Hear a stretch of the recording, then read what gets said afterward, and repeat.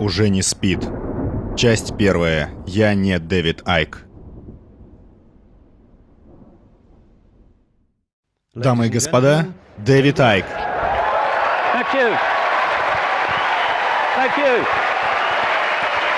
Thank you. Thank you. Whoa. Thank you.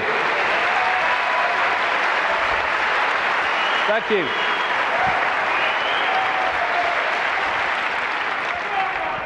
Хорошая публика сегодня. Надо же. Когда-то я читал лекции в помещениях размером с телефонную будку, еще оставалось место, где размяться. С тех пор произошло много удивительного. И в первую очередь хотел бы поблагодарить Линду за то, что эта встреча с вами состоялась, а также Шона и всю команду.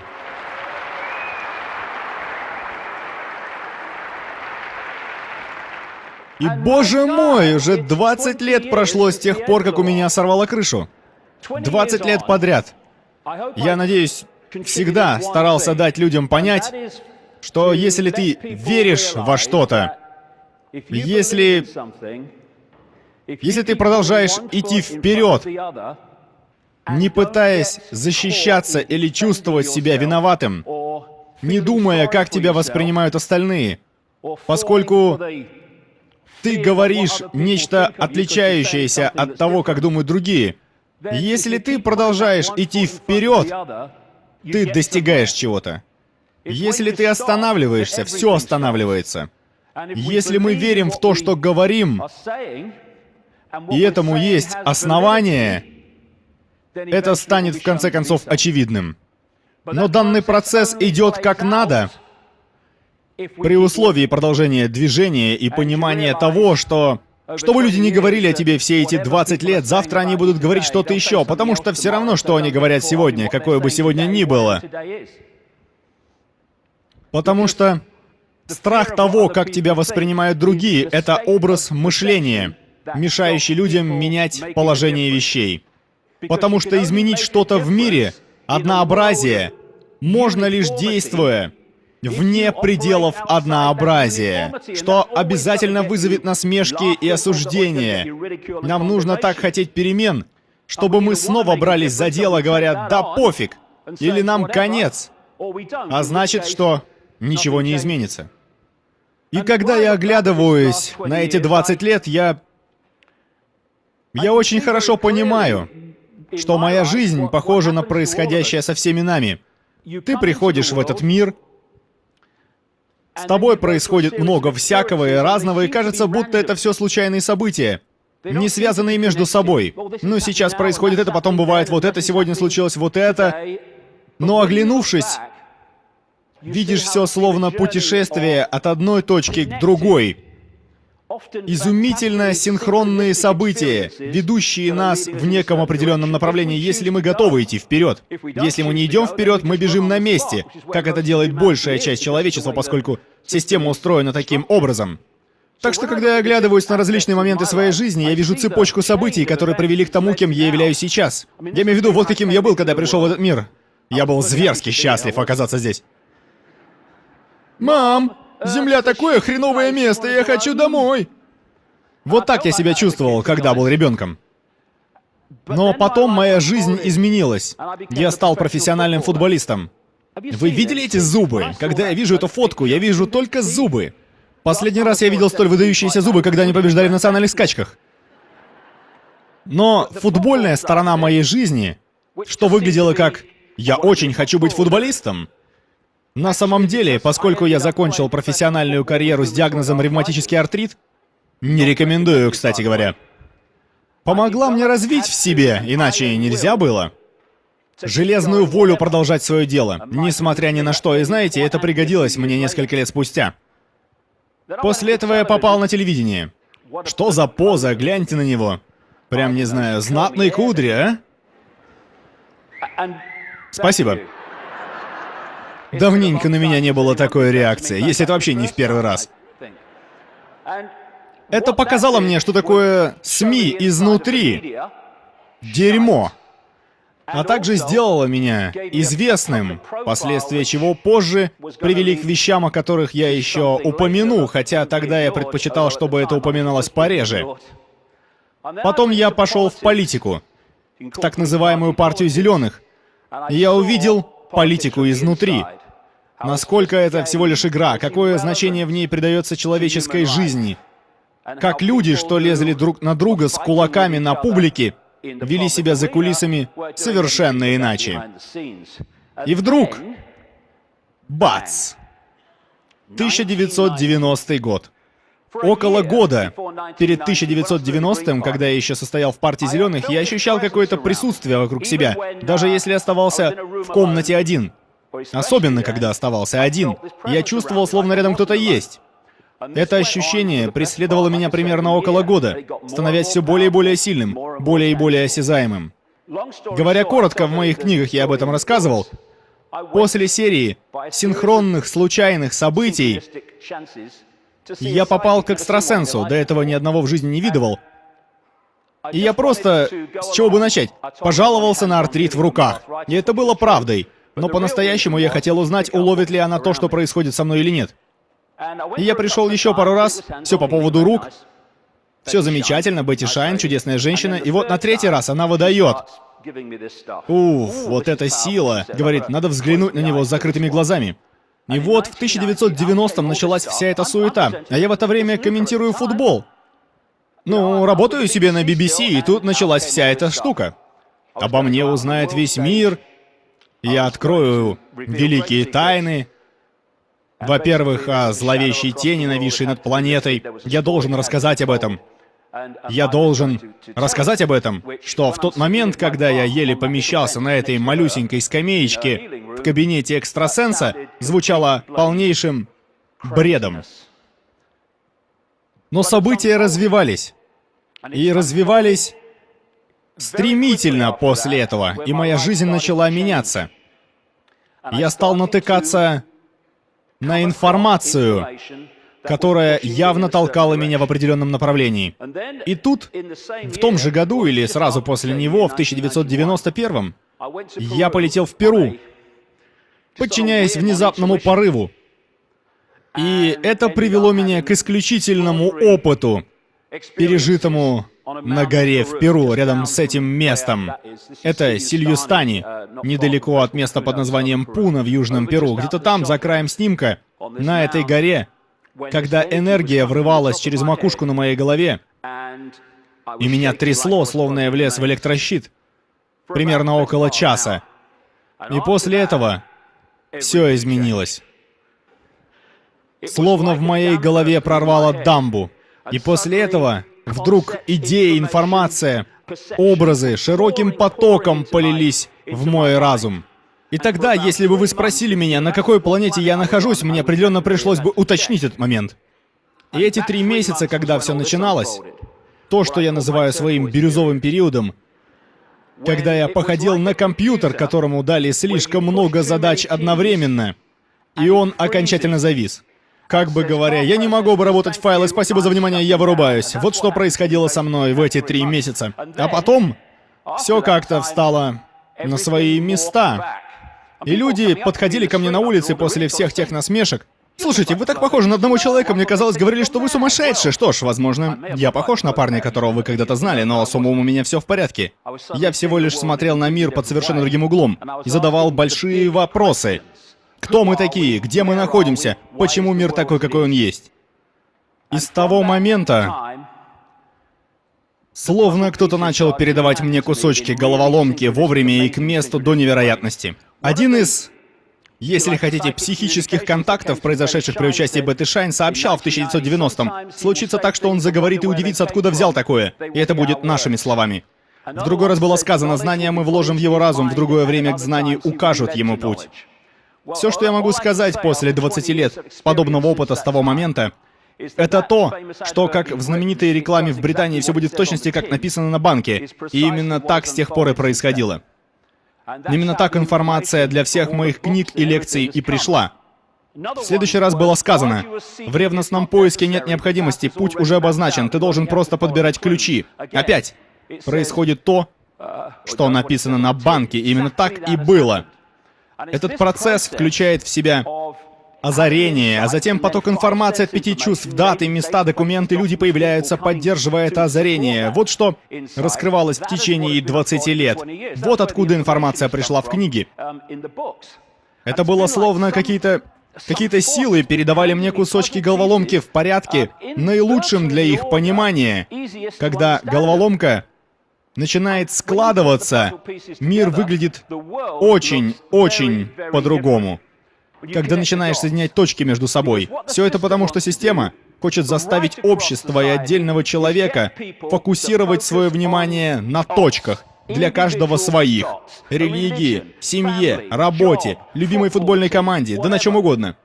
И нет ничего зазорного в том, чтобы фокусироваться на чем-либо, пока ты не забываешь о боковом зрении и видишь, как твой фокус связан с прочими вещами и событиями. Вот этого система не хочет, она жаждет этого. Фокусировки и отсутствия бокового зрения. Так что пока ты пытаешься бродить по лабиринту под названием «жизнь», система контроля построена на бесконечных подвохах, попытках отвлечь внимание, дабы оградить нас от понимания реальности, которая может освободить нас. Именно об этом я хочу поговорить сегодня в первой части. Идея в том, чтобы постоянно сбивать человечество с толку. Как следствие, мы не знаем, где мы находимся, кто мы такие, даже не знаем, что такое реальность. Но когда соединяешь точки, настолько многие из них, как мы увидим сегодня, не имеют на первый взгляд никакой связи с остальными. Когда точки соединяются, загорается свет, и картина проясняется. Вот что я собираюсь делать сегодня. Я не могу бесконечно добавлять детали, делающие более очевидным то, о чем я говорю, все это в книгах. Для того они и написаны, поскольку даже долгого сегодняшнего дня, всех этих часов, что я буду говорить, едва будет достаточно, чтобы соединить отдельные точки и показать, как они связаны воедино. Это покажет мир, в котором мы живем, феноменально отличающимся от того, который нам втюхивают от колыбели до могилы. Когда соединяешь точки, в гостиной появляется слон. Соединяешь достаточно точек, и на тебе, слон очевидный до неприличия. Но пока точки разрознены, слона нет. Ты его просто не видишь. И этот самый слон в гостиной — это существующий многоуровневый заговор. И он многоуровневый для того, чтобы поработить человечество в обществе, похожим на глобальный концентрационный лагерь. Хитрость в том, чтобы заставить рабов считать себя свободными, поскольку в этом случае они не начнут беспокоиться о своем рабстве. С другой стороны, заговор приближается и приближается к конечной цели, становясь все более очевидным. Когда я начинал это путешествие 20 лет назад, первые несколько лет информация приходила ко мне, как я люблю говорить, с невероятной синхронностью. Я встречал людей, находил документы, натыкался на информацию, получал какой-то новый опыт. Эти несколько первых лет были тем, что я называю уровнем 5 чувств этого заговора. Банковские аферы, полицейское государство, оруэлловский надзор, атака большого фармацевтического картеля на человеческое тело, иммунную систему человека, провоцируемые войны. А затем, спустя какое-то время, продвигаясь сквозь этот поток, просто следуя ключам, как это было сказано в самом начале, я наткнулся на некую связь рептилий с династиями, управляющими нашей реальностью. И вот важнейшая часть пути, где-то между 2002 и 2003 годами, когда эта синхронность начала подводить меня к природе самой реальности. И пока мы не уясним целый список тем, показывающих, что представляет собой иллюзия, в которой мы живем, мы не сможем понять ничего о мире, каков он есть, и о том, как работает система контроля. И затем, в прошлом году, данная синхронность событий, эти кусочки головоломки завели меня, по крайней мере для многих людей, я понимаю это, в самую удивительную область, где Луна совсем не то, что мы думаем. Представьте себе, если уж пришли сюда сегодня, всю странность происходящего. Прошло всего несколько минут, А ваши глаза уже округляются. Билл, он что, только что сказал рептилий? Да ну брось, сказал, я сам слышал. Смешно. Что ж, мы будем сегодня обсуждать некоторые странные вещи, особенно во второй части, более странные, чем первая часть. Мы действительно лунатики. По причинам, к которым я еще вернусь. Так вот, мы сейчас стоим у развилки на дороге, когда мы можем пойти в одну сторону и испытать чувство свободы, исключительно отличающееся от того, что мы понимаем под этим словом сегодня. Пойдем в другую, куда ведет нас система, и направимся к Оруэлловскому мировому фашистскому государству. Это происходит прямо сейчас, когда я об этом говорю. Этот выбор, эта развилка на дороге требует от нас либо вернуться в сознание, поскольку большая часть человечества дремлет, ее постоянно усыпляют, либо пойти за системой контроля и стать не больше, чем клоном, компьютерным терминалом в системе контроля, безжалостной системе контроля. Выбор между этим, что не так уж и далеко за горизонтом, если мы позволим это, и вот этим. Давай, проходи, куда? Свобода! На уровне, который, как я говорю, мы даже не можем попытаться себе представить, воспринимая с позиции осознания, что мы имели до сих пор, которая может видеть всего лишь мизерную часть того, чем является свобода на самом деле. Даже когда мы всерьез рассуждаем о ней. И мы можем вырваться из этой ситуации, мы можем вырваться из путаницы этой вибрационной тюрьмы, куда нас замуровали. Но чтобы осилить это, как я сказал в начале, мы должны перестать делать то, что завело нас туда. А именно подчинение правилам этого мира в том виде, каким нам его подают. Перестать быть в стаде. Перестать жить в коробке, потому что существует другой путь. А если мы не пойдем другим путем, и я не говорю вот этим путем, перед нами все возможности. Если мы не пойдем другим путем относительно того, по которому нас так далеко завели, как может что-либо измениться? Не может. Если ты всегда делаешь то, что всегда делал, ты всегда будешь получать то, что всегда получал. Все просто. И мы все не должны быть одинаковыми. Вы можете смотреть в другую сторону. Вы не должны быть безликим, субъектом в безликой толпе.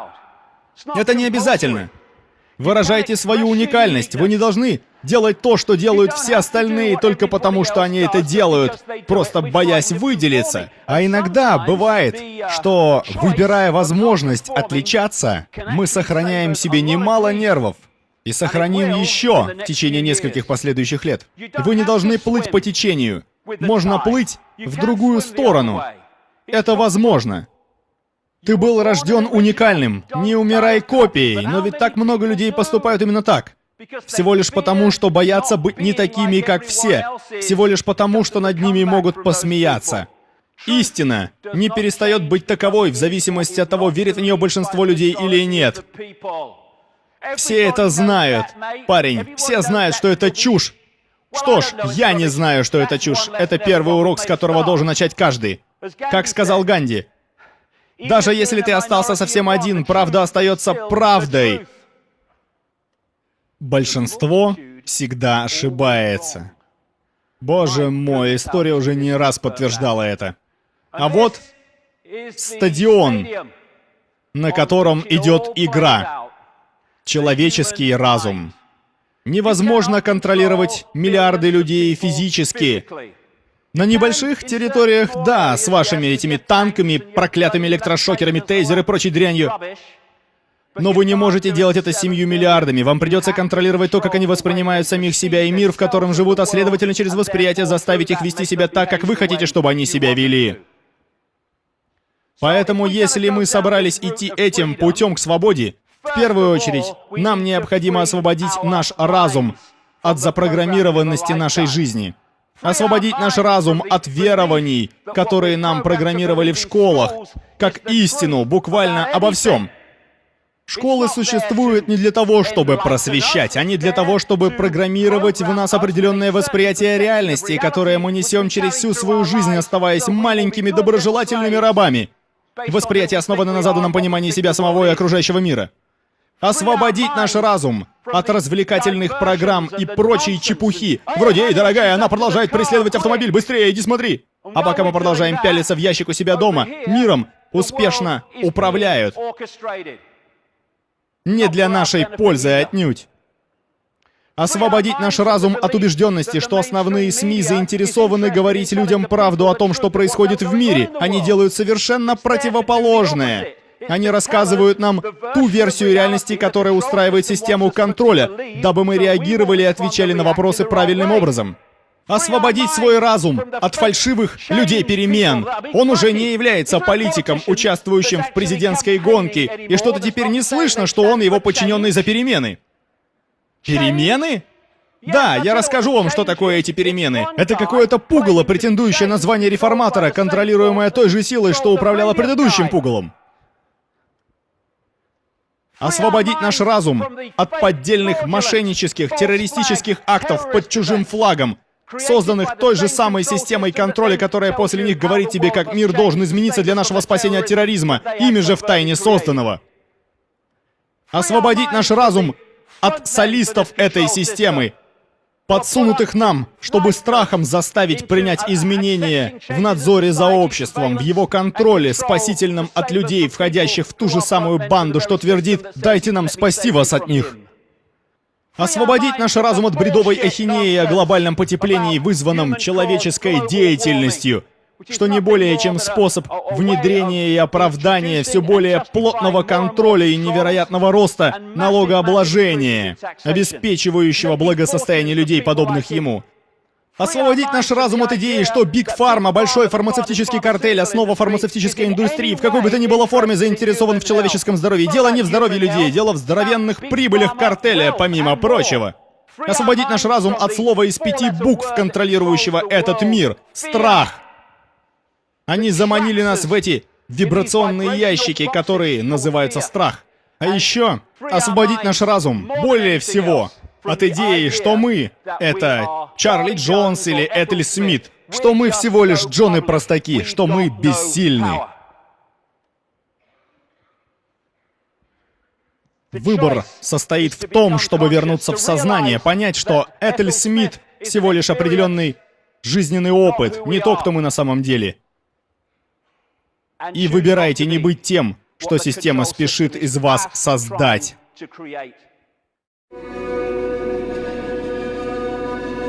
Перевел Святослав Макаров, озвучил Рамбл, специально для Unseen Matters.